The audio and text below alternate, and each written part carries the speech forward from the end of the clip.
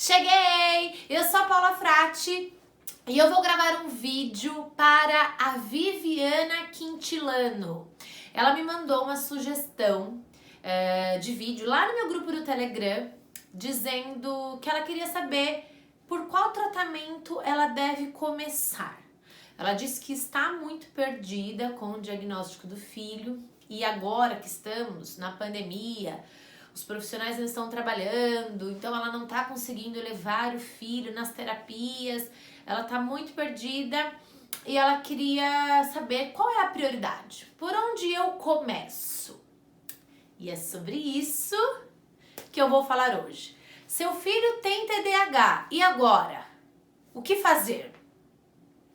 Vamos pensar aqui. Existe uma situação ideal e existe uma situação real. O que é a situação ideal? É aquilo que nós gostaríamos que acontecesse. É aquela situação sonho, total, perfeita, ideal mesmo.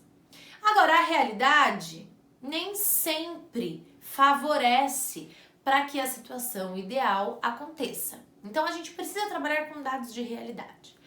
Quando você descobre um diagnóstico de TDAH, e não só TDAH, né? Mas aqui nós vamos falar sobre TDAH neste momento. Quando você descobre o diagnóstico do TDAH, você recebe um monte de informações junto.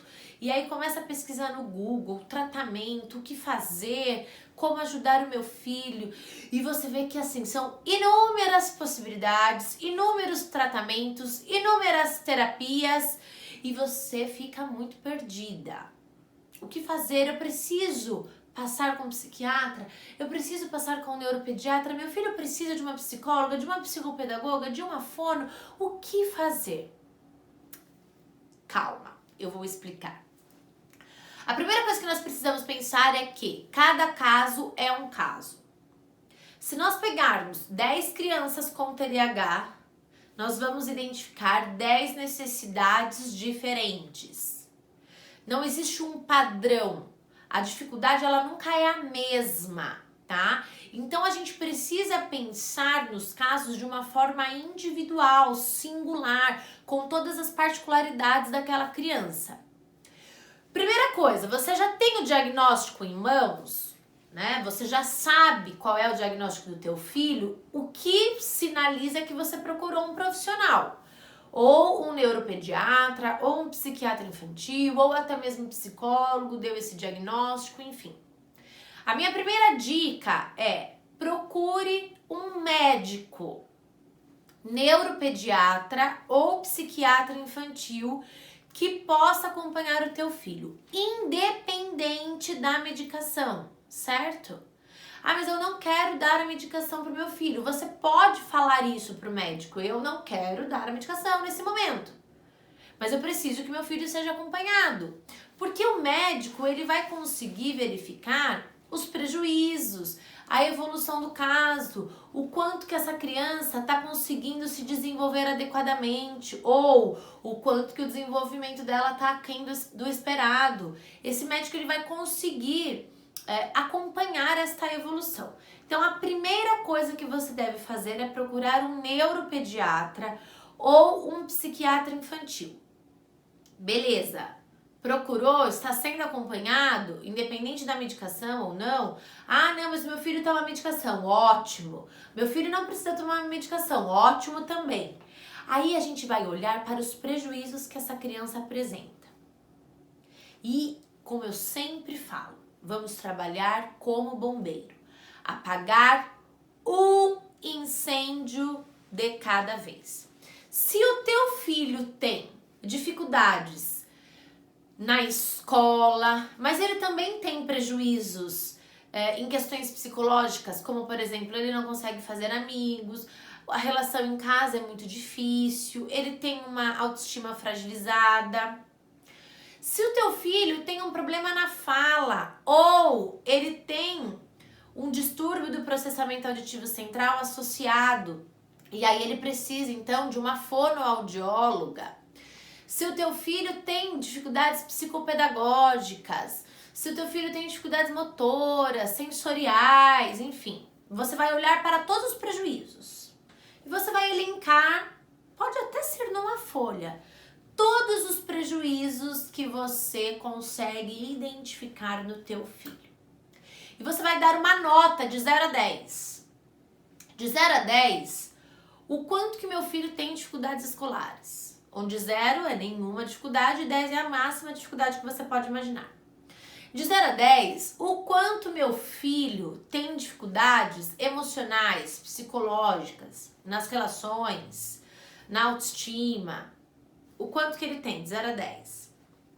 O quanto que meu filho tem dificuldades que precisam ser acompanhadas por uma fonoaudióloga. Aí você vai lá, vai dando notas para essas dificuldades. As notas, gente, eu não quero deixar claro aqui que não é possível quantificar um sofrimento, tá? Não tem como você dizer, olha, o meu filho sofre 8. Não, você não tem como você quantificar o sofrimento de alguém, de qualquer ser humano. Mas é só para você ter um parâmetro do quanto você acha que aquela situação traz de prejuízo. É uma ideia. Porque se você não pode passar no psicólogo, se você não pode passar na fonoaudióloga, se você não pode passar com psicopedagoga e com terapeuta ocupacional, você vai precisar escolher. E aí, a minha orientação é, você vai apagar o incêndio que está mais alto, que está mais perigoso. Se o que está pior são as dificuldades escolares, então você precisa amenizar as dificuldades escolares para depois poder cuidar de outras coisas. Se o que está pior são as questões psicológicas, e isso tem, obviamente, um impacto muito importante no desenvolvimento da aprendizagem, então o ideal é que você inicie o tratamento fazendo um acompanhamento terapêutico com o psicólogo, certo? Ou o processamento auditivo central deu muito alterado e ele precisa fazer treinos auditivos. Isso é urgente, porque isso vai fazer uma diferença na aprendizagem, enfim. Então, ele precisa fazer os treinos auditivos com uma fonoaudióloga. E por aí você vai seguindo esse caminho. Então, você apaga o pior incêndio. Se não dá para fazer tudo, e eu sei que muitas mães não conseguem, infelizmente, proporcionar todos os tratamentos para o filho, porque muitas vezes não tem convênio, porque no SUS demora, ou porque o convênio não cobre. Então, você vai olhar para todas as possibilidades e você vai priorizar, tá? Mas o que sustenta todos os tratamentos é o acompanhamento com o neuropediatra e com o psiquiatra ou com o psiquiatra infantil, certo? Então, se você puder escolher apenas um tratamento, eu sugiro que você vá inicialmente no neuropediatra e no psiquiatra infantil. Por quê? Porque se o teu filho precisar tomar a medicação vai dar sustentação para ele receber os outros tratamentos. Às vezes a criança está em terapia há 2 anos, há 3 anos, faz fono e não evolui como deveria, porque o cérebro continua totalmente desorganizado. Porque aquela criança não tem um acompanhamento com o neuropediatra, com o psiquiatra infantil. Então, o que sustenta todos esses outros tratamentos é o neuropediatra ou o psiquiatra infantil, tá? Então, olhe para a realidade que você vive, para a realidade do teu filho, para a realidade da tua criança, para a tua realidade e procure identificar quais são os prejuízos que o teu filho tem e você vai avaliar a prioridade, ou seja, dá uma nota de 0 a 10 para todos os prejuízos, lembrando que é só um parâmetro, porque não é possível quantificar sofrimento. Mas é só uma ideia para você entender o quanto que aquilo traz de prejuízo. De repente você vai numa professora particular, por exemplo, meu filho tem muitas dificuldades de aprendizagem, vou começar com uma professora particular, ótimo.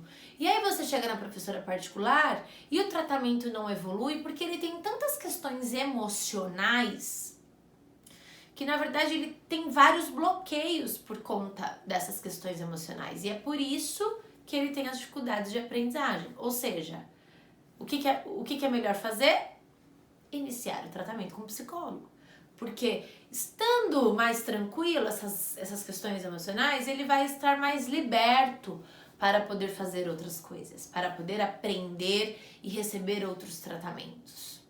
Então é muito importante trabalhar como bombeiro, apagar um incêndio de cada vez. O ideal, qual é a situação ideal, né?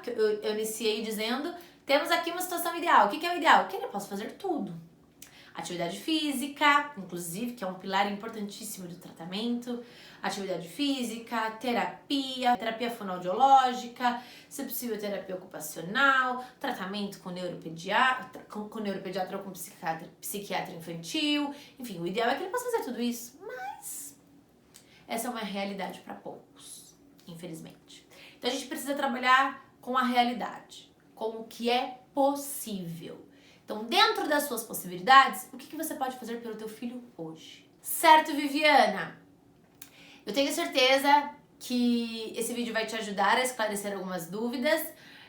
E eu tenho certeza também que essa dúvida não é só sua, Viviana, é de muitas mães, de muitos pais, que de fato ficam muito perdidos, né? Como que eu começo? É um universo novo e vocês estão aí iniciando todo esse processo. Então é normal se sentir perdida. Sempre que eu puder ajudá-las, esclarecendo dúvidas, enfim, é só me mandar uma mensagem, um direct, um sinal de fumaça, que pode ter certeza que eu farei o possível para atender esse pedido. Um beijo e até o próximo vídeo!